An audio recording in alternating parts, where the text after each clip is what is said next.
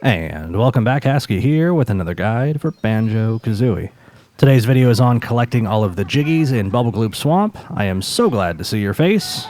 I won't go into much detail about it, but I think I had a motherboard failure on my last computer. I have been without one for a couple of weeks, and boy did that suck. But anyway, we got that all figured out, and we can move on with the series. So yeah, Bubblegloop Swamp. As we have already kind of touched on already in the previous videos on this level, got to be dealing with that piranha water. Kind of goes without saying, but yeah, it's something we have to deal with pretty much 100% of the time we spend on this level. Luckily, however, since we're not doing something like collecting music notes right now, you know, with music notes, if you die halfway through your run, you have to start everything over, and it's a pain. But with Jiggies, you know, some of the jigsaw pieces do have multiple steps, but nothing really takes all that much time. So if you do die, you just kind of pick up where you left off and keep going. Our first Jiggy here is going to be inside this giant multi-layered egg. You'll see the X's there. And you just break it open using one of a few different abilities. Sometimes it looks like it won't miss the boat there, but sometimes it looks like the egg won't break if you use specific abilities. It's kind of weird sometimes. If you're using something and it just doesn't seem to want to go, try a different ability, and eventually you'll figure out what the egg wants from you. But anyway, moving on, we'll be heading back over here to where we walked by this switch on the ground. I could have done this a few seconds ago, but there's really no other reason to go back over there to where that egg is, so I kind of wanted to get it out of the way. So we're going to come over here and pound the ground on that switch, and we're going to have 45 seconds to kind of run up this narrow path, kind of winding bridge thing. This part can be kind of tough, depending on, I guess, how much you've kind of played the N64, like how used are you to the controller, and I guess Banjo Kazooie as a whole.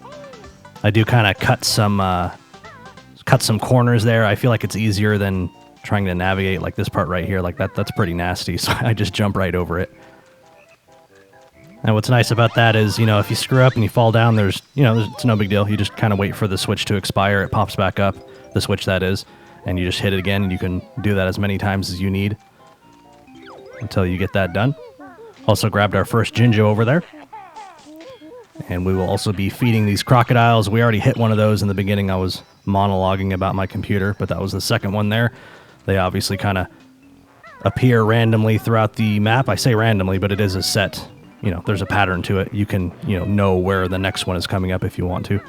If you spend the time to memorize it, that is. Anyway, though, moving on, we're going to be coming up here and destroying these huts. I'm really hoping this wasn't anybody's house, but hey, there's a jump pad in it, and we need it, so I don't feel too bad about it. We'll be coming up here, and there is actually a Jiggy, as well as one of our big golden crocodiles. I sort of tried to route this as best I could so you don't really, or I didn't have to do a whole lot of backtracking for the crocodiles, because it can be kind of annoying. Like you'll clear out an area and you think you're done, and then you shoot one of those crocodiles in the mouth, and the next one appears in a spot where you've already been, so you have to go through it again. So I try my best to avoid that. Anyway, though, hopping back down now. I don't even remember what's next, but I think we're going to be fighting these frogs here. Now, this part, you can kind of do this a few different ways. I mean, you can just fight it. You can just use, the Banjo Kazooie abilities and just attack. I think what is it, 6 frogs? Just attack them one at a time and just try not to take too much damage. But if you have gold feathers, this gets trivial like really fast. Like you just stand there with gold feathers and they just jump at you and they just die. Another way that I find quite easy is turning into the crocodile. You can just like spam the attack button where you just chomp, and those guys go down pretty quickly. Whatever works for you. I do think the gold feathers way is pretty good though. Really messing up the timing with that one. They do get faster as they go, which shouldn't really be that much of a problem for you, but there you go, missing 2 or 3 times in a row. I think that was the last one. Not the one I just shot, but the one that appeared. I think that's the last one. We'll be dipping over here for the blue Jinjo. It's going to be kind of sort of tucked away up here on top of this. I think these things are cattails. I think I mentioned it in the Jinjo guide, but that one's pretty well hidden, I think. I mean, I guess you do kind of catch glimpses of the stuff that is on top of those, so maybe you would have already run around and checked just to see what was on top. but I don't know. It's kind of outside of your natural line of sight being way up there. So I could definitely see someone missing it. Anyway, though, there's a big old turtle over here who needs our help.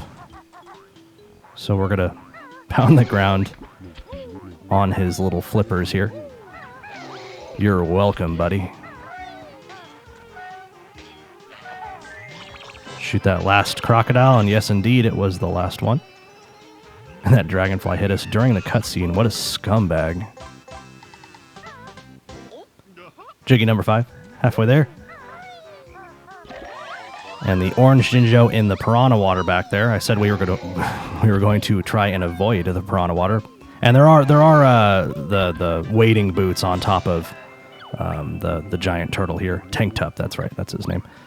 So you definitely can do that safely. But hey, I've got a video going, man. Time is of the essence. So we're gonna crawl down this dude's throat because I mean, why not? And there's gonna be musical turtles in here. Fantastic. And I know this guy. This guy is an ex-go-kart racer, or so I'm told. No, I did play Diddy Kong Racing, and if you haven't, you definitely should. So anyway, this is a memory game. I'm usually pretty bad at this. I do get this first try, I believe, if memory serves.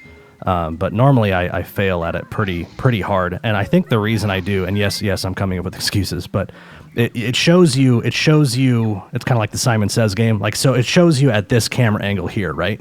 And you go, okay, yeah, it's the one to the right, one to the left, one to the back. And then what it does is it turns the camera. It rotates the camera, and now it's all like at a different orientation, and it totally messes with me. That, and I'm getting older, and my memory's getting bad. But hey, we'll blame it on the camera. Joking aside, though, if you have just a piece of binder paper or something next to you, a pen and paper, you could probably come up with a pretty easy like code system, you know, like B for blue, M for magenta, Y for yellow, and you could just write down the sequence, and then you really wouldn't have to try to memorize anything. But like, let's be real, who's going to do that, right? But yeah, if you do struggle with this, you can give it a shot. Definitely never done that myself, but you can just do what I do and just start guessing and just pray you have enough life. That's the manly man way to do it. Just take a bunch of damage and just walk out like a champion, half dead.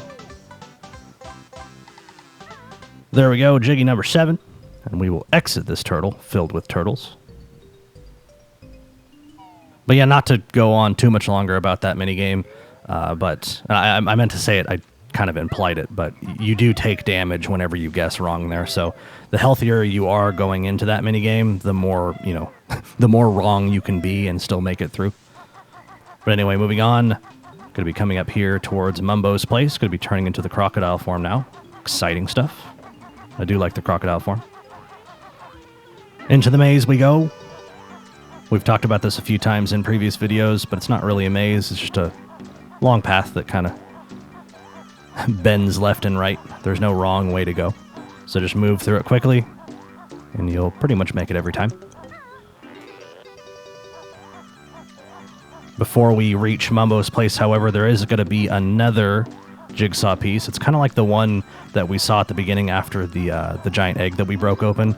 There's a switch on the ground here. You'll see it in just a second. There it is. So you're gonna pound the ground, and this time it's just a simple little bend. We're not gonna be running around all over the place, but this time you're only gonna have the 10 seconds. 10 seconds, right? 10 seconds? Yeah, 10 seconds. So this one, you kind of take it easy on this one, especially if the camera hits the wall there. It can kind of like move the camera in a weird way, and it can screw up what direction you were moving. But falling from here really sucks, because not only are you like deep in the back corner of that part of the level, and you have to go through a lot of piranha water to get back to dry ground, you're pretty much going to take a lot of damage no matter what. But even then, even if you do get out alive, you have to, that walk of shame, man, you have to go all the way past that big giant alligator room with Mr. Vile, which we will be seeing here in just a second. But you have to walk past that, walk up the ramp, back into the maze, go all the way through it just to try it again.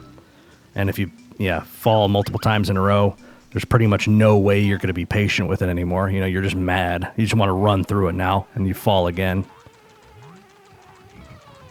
But anyway, we got it first try. for once. And now we are a crocodile. But coming up next here is Mr. Vile's minigame. This is the one where we run around and race each other as we eat a bunch of stuff. Fruits and worms, I think. And I don't know if you saw that crossfade there, but this is unfortunately a different clip. I was unable to do the minigame first try in that original clip. This is the clip that I do eventually make it, but it took me 3 or 4 times. You'll see probably why. The turbo trainers in the back of the room are still unlocked. I'm being silly and stubborn, and I just, for some reason, I want to 100% this level before I move on. The turbo trainers, of course, are unlocked in Gobi's Valley, but that ability is greatly appreciated on this minigame. Being able to move, I don't know how much faster you move with the turbo trainers, but it feels like probably twice as fast, and it's significantly easier to beat this with that ability unlocked. But here's me, this is silly. Don't do it like this. I suggest if you have Gobi's Valley unlocked, just wait to do this minigame until you get those shoes. Makes it a lot better. But anyway, yeah, so we can still talk about some, I guess, strategies on this minigame. You'll kind of see me. This minigame has 3 phases. The first one's pretty easy. There's no worms. You just kind of eat whatever pops up. And you'll see me try to kind of get in the way of Mr. Vile sometimes. I even sometimes will change direction because I feel like I can get to whatever he's going for and kind of waste his time. But here we go into phase 2 now. We got the red fruits. Yeah, see, I'm just like right in front of him. Like stealing all those. Oh, that was good. That was good stuff right there. Of course, avoiding the yellow worms this time. In phase 3, we'll actually be eating both. But I got a pretty good lead here in phase 2. Kind of watching where Mr. Vile's headed. He starts running around in circles if there's nothing for him to go for, which I think is kind of interesting. But you see, that was good right there, too, because there was 2 above me that I could have gone for, but I knew he was off to the left. He was still off. He was off screen, but I knew he was over there. And I denied him a couple of points.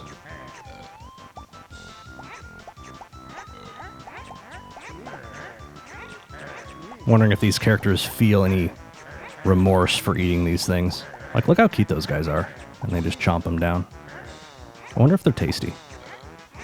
I mean, if they're really delicious, I might not care. All right, so here's the last one. Phase 3, you can look up on the top. It tells you which ones are, I guess, the valid thing to eat. Now, the secret to this, or what I think is a secret, is it changes every 10 seconds exactly. So we're at 44, 43 seconds. We're on the yellow worms, and it hit 40, and it just switched. It switches at exactly, every 10 seconds.